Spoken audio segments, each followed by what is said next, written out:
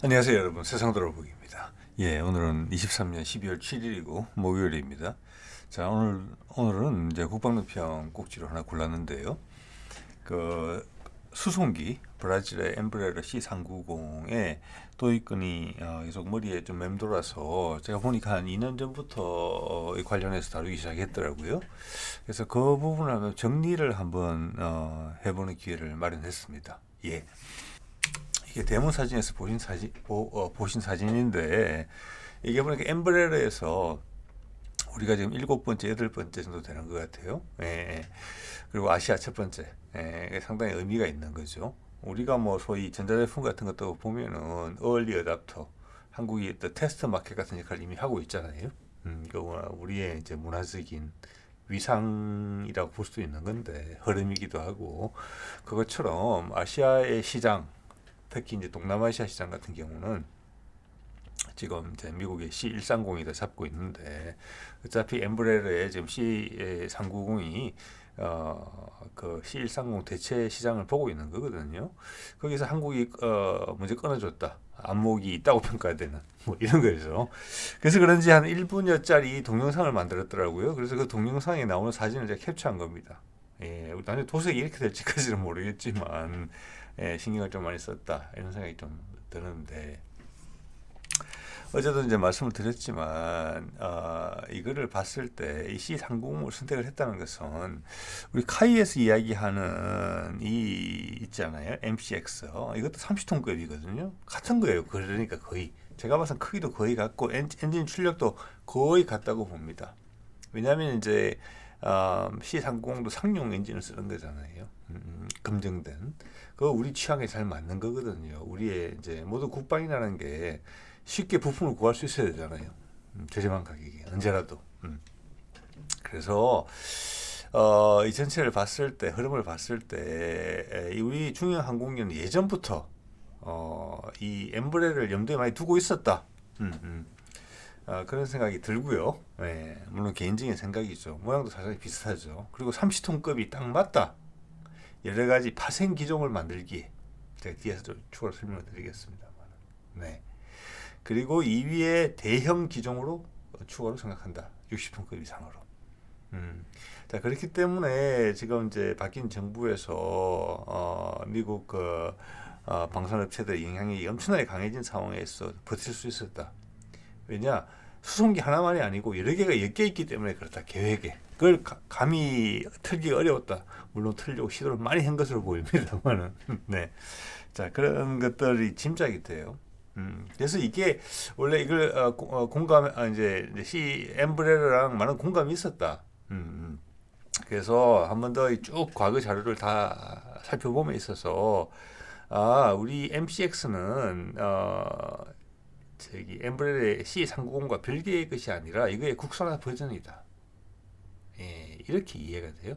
그래서 우리가 점프 스타트를 할 수 있고 중형 수송기에서 또 이걸 이제 중형 민항기로도 갈 수 있고, 또 여러 파생 기종을 만드는 데 있어서 이 기체가 적절하다 이렇게 판단을 했다는 거. 그래서 그게 여러 가지 압박이 있었지만은 이걸 넘지 못했다. 뭐 이런 생각이 좀 들죠. 예. 그래서 뭐 말씀드린 것처럼 C130의 대체 수요고, 브라질 엠브레러에서 예측하기로는 향후 10년에 한 700대 가량이 대체될 것이다. 우리도 이제 그런 게 드는 거예요, 사실은. 그래서 사실은 보잉이 합작 검토까지 했었다. 왜냐하면 로키드 마틴 C130이 이 시장의 주력인데, 보잉에서 그게 상응하는 카드가 없었기 때문에 이걸 사용하려고 했던 거죠. 잘 안 됐죠. 자, 브라질 경제가 어렵다는 말씀 드렸고, 제가 2022년에 이제 조사를 했을 때, 살펴봤을 때 시가총액이 2조 원 정도니까 우리가 국책으로서 밀어붙인다 그러면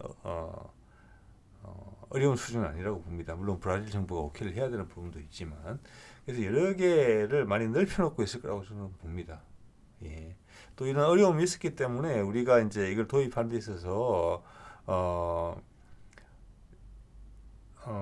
C390을 경쟁 기종보다 이제 C130J보다 로키드 마틴이 훨씬 좋은 조건으로 제안을 했다고 봐요, 저희한테.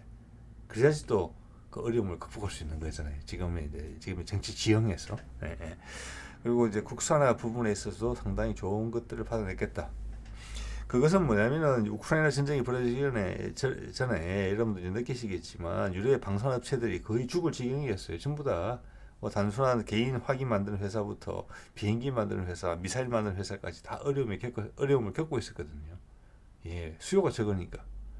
예. 뭐 그런 과정에서 저희가 보면은 외국 무기를 유럽제 기술을 우리가 합리적인 가격에 그리고 좋은 조건에 기술 이전을 받을 수 있었던 것 같아요. 그러니까 좋은 예가 보면은 타우루스 미사일 같은 거, 미티어 미사일, 아이리스-T, 이런 것들은 이제 KF-21용이죠. 그 외 우리 이제 대중하게 공개되지 않은 자질구레한 것들이 많이 있을 거라고 봅니다. 물론 여기는 이제 수리온의 변속기 기술 이전 받는 거, 이런 것들을 우리가 잘 활용했다고 봐요. 예. 지금 이제 말라 죽을 지경이에요. 그들은요. 그렇기 때문에 조금이라도 매출액에 보탬이 된다면 그들의 기술을 우리한테 주려고 했던 거예요. 자, 브라질의 엠브레로도 그와 유사하다. 이 계약은 상당히 복잡할 거다 이런 생각이 들어요. 네. 기종을 어떻게 국한할 것인지, 그리고 기종이 확대될 수도 있겠다. 중형 여객기로 민항기, 또 파생기로 가면은 당연히 이 기반으로 파생기가 나오는데, 예를 들어서 초계기 같은 거, 해상 초계기 우리 많이 필요하잖아요. 삼면이 바다고. 예. 중국이나 뭐 북한의 잠수함 이야기를 많이 하는데 모르겠습니다. 북한에 지금 잠수함은 상당히 오래된 잠수함들이에요. 그래서 기존의 뭐 초계기로도 쉽게 잡을 수 있다고 보는데, 또 해상 전력도 많이 좋아지고 있고 소나도 다 국산화했잖아요. 제가 봤을 때는 중국이나 일본의 잠수함들이 계속 고도화되고 있기 때문에 그들을 잡기 위해서는 최대의 많은 초계기가 필요하다. 저는 그게 더 합리적이라고 봐요. 차라리 러시아 잠수함을 잡겠다, 동해에서 활동하는, 이렇게 말하는 게 좀 더 신뢰성이 있어요. 북한의 오래된 잠수함을 잡는다고 이야기하는 것보다. 그래서 그런 이제 파생 기종이 생성됐을 때, 뭐 국산은 당연히 우리가 권리를 가지겠지만 해외 판권 이런 부분들은 좀 복잡한 계약이 좀 있지 않았을까. 그래서 큰 소시험은 계약을 했다는 것을 봤을 때 요구한 것이니까 해외 시장은 같이 간다, 이익을 나눈다, 이런 게 들어있을 것 같아요. 제가 봤을 때는 엠브레러한테는 상당히 좋은 소식이죠. 코리아 브랜드로 나갈 수 있는 거니까. 그래서 이익을 나누는 거죠. 우리도 수출하면서 이익을 먹고 그 사람들도 이익을 먹는 거. 예, 이런 구도가 됐을 거라고 보고, 여러 파생 기종이 나왔을 때마다 조금씩 달라지겠죠. 예를 들어서 엠브레러가 그 기종이 없는데 우리나라에서 그 파생 기종으로 예를 들어서 초계기 같은 걸 만들었는데 세계 시장에서 반응이 좋다. 그럼 우리가 비율을 좀 더 많이 가져간다든지, 뭐 이런 것들이라고 생각을 해볼 수 있겠습니다. 네. 자, 그리고 KC30의 특징을 이제 몇 개 언급해 보면, K자가 들어가면은 이게 이제 제가 찾아보진 않았는데 공중급유가 가능하다는 거죠. 우리 지금 이제 유럽에서 수입한 공중급유기 잘 쓰고 있잖아요. 그게 공중급유기를 한다고 했을 때 그런 큰 기종 같은 경우는 급유를 하더라도 그 뒤에 있는 동체 안에다가, 메인 동체 안에다가 기름을 넣는 게 아니거든요. 예, 밑으로 넣어요. 밑으로, 무게중심이 낮은 쪽으로. 그래서 그걸 이제 뭐 인원 수송용으로도 쓰고 그러잖아요. 예. 그것처럼 KC390도 공중 급유 기능을 기본적으로 가지고 있습니다. 뭐냐면은 이제 이게 우리한테 지금 대형 수송기로 가기 전에 징검다리로 좋은 것 같아요. 앞에 이 삐죽이 나온 거 보이죠? 이렇게. 거기로 공중 급유를 받을 수 있어요. 즉 이것은 이 비행기가, 수송기가 반드시 필요해서 예전처럼 뭐 아프간에서 우리 난민들을, 우리 이제 국민들을 탈출시킨다고 했을 때도 막 둘러갔어야 됐잖아요. 막 중국이 허락을 안 해가지고 뭐 여러 군데 거쳐갔어야 됐거든요. 그런 것들도 두 대가 가면은 항속거리가 상당히 늘어날 수 있다. 뭐 두 배 가까이 늘어날 수 있겠죠. 그럼 한 기체는 기름만 가득 채우고 가는 거예요. 가운데서 어디 착륙하지 않고 기름만 채워주는 거예요. 옛날에는 다른 나라에 신세를 졌어야 됐거든요. 그래서 이 기체는 그런 면에서 이점이 있다.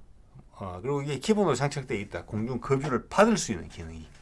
그리고 공중 급유를 할 수 있는 상대방 기체에게 할 수 있는 기능은 아마 플러스 알파가 좀 있는 것 같아요. 예.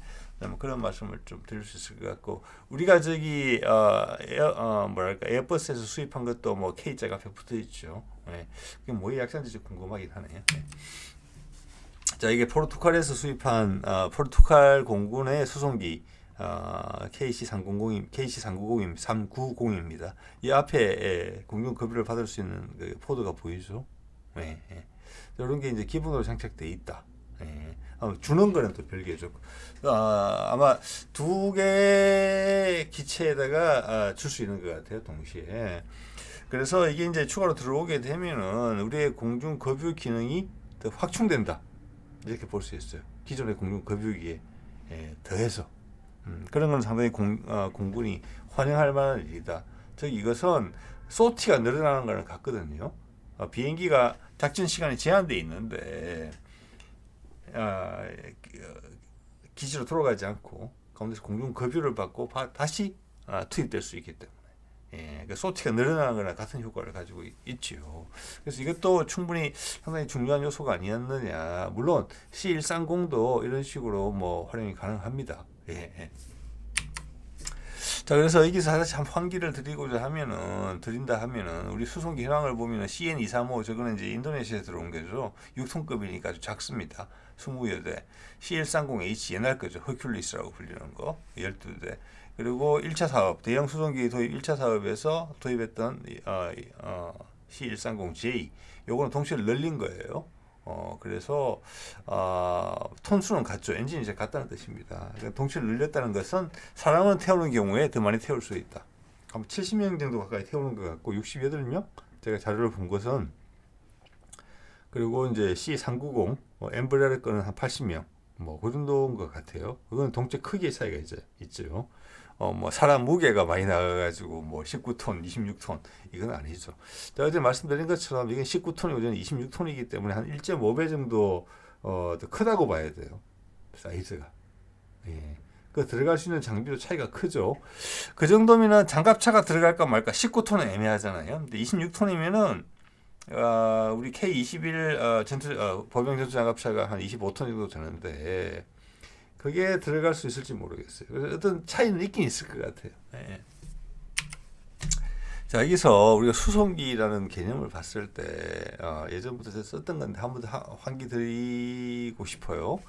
자, 여기 프랑스 공군, 독일 공군, 영국 공군, 뭐 일본 항자대, 중국도 다 있는데 여기에 이제 나토나 일본 같은 경우는 예전에 다 C130을 썼었어요. 네, 이게 표준이었죠. 근데 그게 이제 오래됐잖아요, 사실은. 그래서 대부분 다 교체를 했어요. 프랑스, 독일, 영국은 힘을 모아서 A400M을 개발하면서 교체를 했죠. 37톤. 19톤에서 37톤이 됐으니까 2배 정도 늘은 거예요. 항속거리도 늘고. 그렇게 교체를 했고, 일본 항자대도, 항공자위대도 A400을 고려를 하다가, 이건 아니다. 우리한테 안 맞다. 그래서 C2라는 걸 개발했죠. 터보 프롭이 아니고 제트 엔진을 쓰는 것을. 터보 제트 엔진을 쓰는 것을 저기 뭐랄까 수송 용량은 37톤으로 비슷합니다. 이렇게 이제 갔죠. 자, 그래서 다른 나라들에서는 이거를 C130을 저걸로 다 대체하고 있는데 사실 우리 논리가 말이 안 됐다는 거죠. 네. 우리는 왜 그러면 C130을 왜 또 C130J로 대체해야 되는데 세계 트렌드에 안 맞다는 거예요. 그게 국방 관련 부분이고 국민들이 잘 모른다. 그래서 언론 몇 개만 건드려서 C130J의 훌륭함을 그냥 포장을 하고 뭐 객관적인 이 기회를 없애버리는 거죠. 그리고 소위 뭐 몇몇 국방 전문 기자들이 나와서 몇 마디 거들면 그리고 미국 방산업체가 우리 정부 관계자들한테 몇 마디 던지면 되는 그런 거였거든요. 예. 그리고 전 세상은 다른 기체로 가고 있잖아요. 그래서 지금 중형이라고 불리던 C130이 지금 준중형으로 내려갔잖아요. 그래서 이번 엠브레르의 C390을 선택했다는 것은 대단한 일이다. 예. 정권이 바뀔 줄을 알았기 때문에 그 공군과 지난 정부가 많은 준비를 해서 이걸 뒤집어 엎기가 되게 어렵게 만들어놨다. 결국은 성공했다. 뭐 이렇게 봐집니다. 자, C17 같은 경우는 77.5톤인데 저거는 생산이 중단됐어요. 다시 생산될 수는 없습니다. 공장을 새로 지어야 돼요. 안 돼요. 새로운 기종을 만드는 한이 있더라도. 그래서 지금 가능한 것은 중국 같은 경우는 이제 Y20이라는 걸 만들어서 66톤이에요. 그래서 여기서 이제 우리가 이야기할 수 있는 것은 이제 러시아도 60톤급을 가지고 있죠. 즉 그것은 나라도 크지만 장거리에서 기갑 세력을 투사할 수 있다. 이겁니다. 60톤이 넘어간다는 것은. 탱크나 뭐 최소한 경전차 정도 들어간다는 거예요. 보병장갑차는 뭐 2대 3대 들어가는 것이고 그게 크다는 거예요. 나라가 크면 클수록 그게 필요하거든요. 왜냐하면 국경선이 넓기 때문에 모든 전력을 균일하게 배치하기는 어렵잖아요. 우리하고 다르죠. 그래서 지금 우리 상황에서는 엠브레르의 C-390이 충분할지 모르겠는데 우리가 지금 공군에서 보면 계속 대형 수송기 욕심을 내거든요. 60톤급 이상. 그리고 그게 실현될지도 모르겠어요. 뭐 향후 30년, 2030년 전에. 예. 그렇게 되면 그게 의미하는 바는 뭐냐? 그 중요한 항모랑 똑같은 거예요. 야, 한반도 해역에서 북한을 상대하는데 우리가 중요한 항모가 왜 필요하냐 이런 논리에 많은 사람들이 공감해 하잖아요. 예? 한 10년 전만 하더라도 공군과 해군은 자위대하고 미국에 맡기면 되고 우리는 육상만 하면 되지.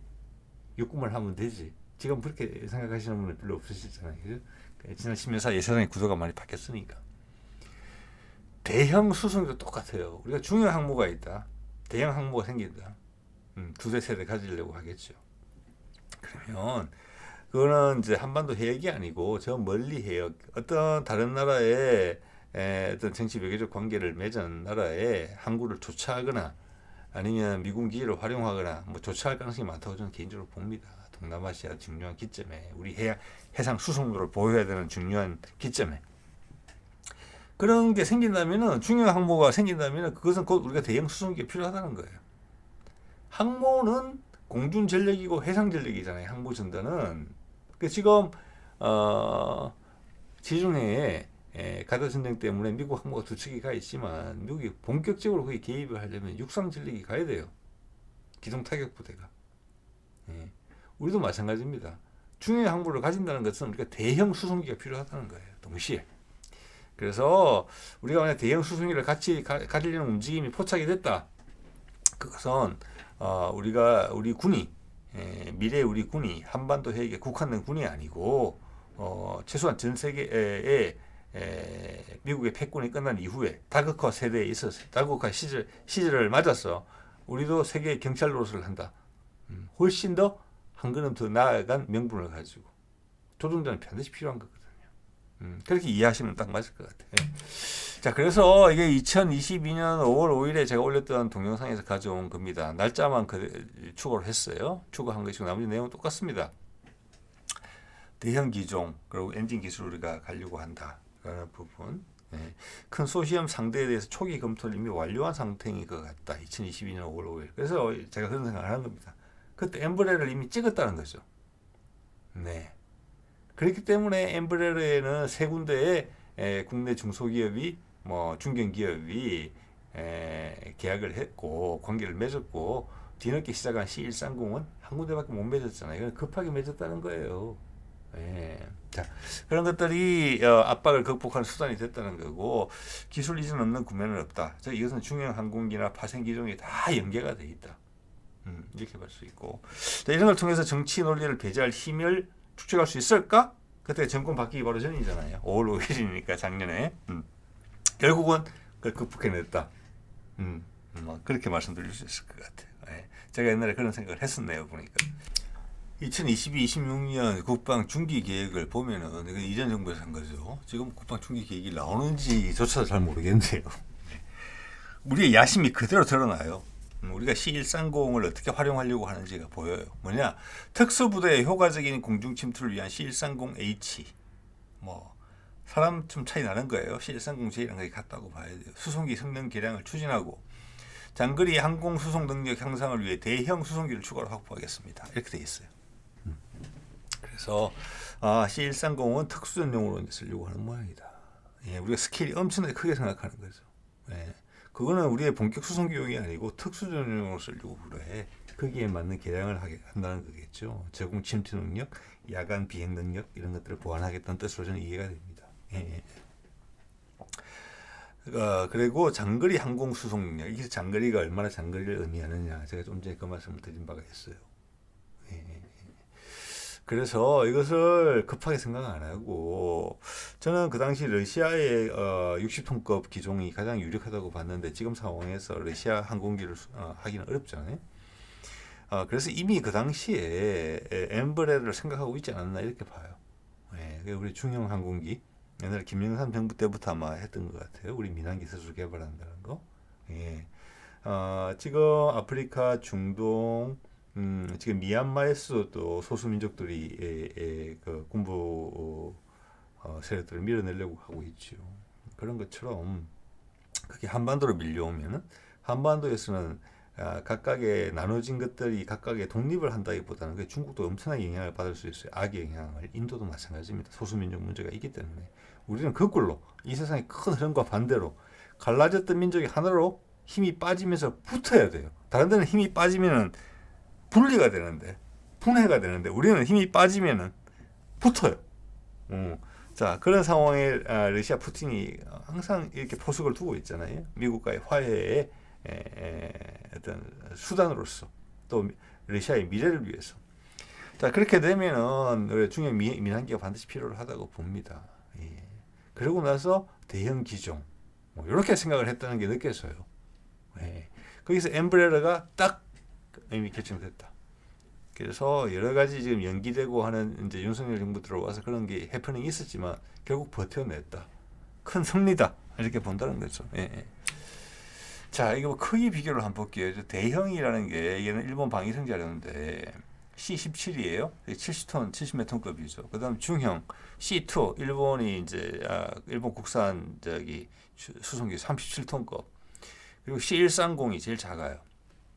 그죠? 19톤이죠. 그러면 지금 우리가 도입하기로 한 C390은 C2하고 C130의 중간 정도 되는 거예요. 근데 그게 되게 절묘하다. 일본이 겪었던 혼란을 보면은 우리가 C390의 선정이 상당히 대단하다. 이게 느꼈어요. 우리는 또 지름길로 가는구나. 비용 적게 들이고 다양한 파생 기종을 만들 수 있겠구나. 이런 생각이 들어요. 제가 왜 그런 생각을 하느냐면은 이게 이제 C2 수송기죠. 2017년부터 이제 배치됐고 지금 C390 같은 경우는 2019년부터 브라질 공군에 배치됐으니까 어떻게 보면 최신형이에요. 요거보다 급이 작죠. 29톤이니까. 예. 요게 좀 의미가 있는 거예요. 예. 왜냐하면은 37.6톤이 되면은 이게 좀 A400이랑 같은 거거든요. 뭐가 좀 애매하냐면은 수송기 전용이 될 수밖에 없는 체급이에요. 네. 다양한 파생 기종을 만들기가 좀 애매한 기종이에요. 애매한 체급이라는 뜻입니다. 예. 자, 일본은 사면이 바다고 우리는 삼면이 바다예요. 그렇죠? 그래서 초계기라는 부분이 상당히 중요합니다. 예. 그런데 일본은 이것으로 초계기까지 같이 하려고 시도를 했지만 결국 안 맞았어요. 그래서 초계기는 덩치를 작게 출력도 줄여서 새로 개발했어요. 예, 원래는 100% 호환이 되게 만들려고 했는데 호환율이 엄청나게 떨어지고 결과적으로는 새로운 비행기를 만드는 셈이 됐어요. 비용이 엄청나게 많이 들었겠죠. 일본 내에서만 생산하고 일본 내에서만 공급하고 전 세계 시장에 못 나가니까 비용이 엄청날 것이라는 것은 여러분은 미루어 짐작하실 수 있을 거예요. 그래서 만든 게 이제 P1 해상 초계기를 만들었는데 이게 좀 전에 이제 C2 같은 경우는 37톤급이고 12만 파운드예요. 전체 출력이 엔진. 그리고 요거는 5만 4천 파운드밖에 안 돼요. 즉, 이 말은 뭘 의미하느냐? 자, 초계기는 저속으로 저공에서 오래 날아다닐 수 있어야 돼요. 거기에는 좀 전에 보여드린 C2가 적절치가 않다는 거예요. 너무 엔진이 너무 과하다는 거예요. 덩치도 너무 크고. 그래서 결국 이걸 새로 개발했다는 거예요. 예, 훨씬 작은 엔진이 들어갔거든요. 이게 충분하다는 거예요. 자, 여기서 우리가 이제 크게 느낀 바가 있었다는 거죠. 그래서 우리는 중형과 이렇게 먼저 생각해 봐야 될 것 같아요. 일본은 왜 이걸 선택했을까? C2를. 거기는 그 더 대형을 생각할 이유가 없는 거예요. 미국에서 팔지도 않고 세상에서 살 데도 없고 60톤급, 70톤급은 필요가 없는 거예요. 근데 섬은 많잖아요. 일본이 아래로 길잖아요. 그래서 가급적 큰 또 유럽에서는 다 A400 급으로 해서 가니까 그 급을 맞춘 거예요. 근데 초계기를 만들려다 보니까 이게 너무 큰 거예요. 근데 우리는 거기를 일본의 것을 타산 지식으로서 열심히 면밀하게 분석을 했어요. 우리는 중형 수송기는 중형 수송기고 대형 수송기는 따로 가진다. 예? 그리고 한 30톤급으로 누른다. 엠브레러 C390. 그리고 파생형을 막 만든다. 거기로. 그리고 이미 외국에서 성공적으로 검증된 모델을 국산화시킨다. 가격이 훨씬 다운된다. 파생 기종이 많이 나올수록 더 다운된다. 그리고 지금 얘기했기 그리고 공중 조기 경보기를 위한 비즈니스제까지 고려를 하면 전체적인 코스트가 훨씬 다운된다. 이렇게 결정을 내렸다고 저는 보는 거죠. 그래서 30톤급을 전략적으로 선택을 했다. 예. 자, 이렇게 봐지고 여기 보면은 이제 어제 그제 나온 뉴스인데 제가 자료 조사 보다가 눈에 띄었습니다. 연합뉴스 보도고요. 여기 보면은 이제 보잉사를 방문해서 우리 P8, P8 포세이돈 차기 이때까지 이제 P3를 쓰고 있었는데 초계기를 이제 터보 제트가 들어가는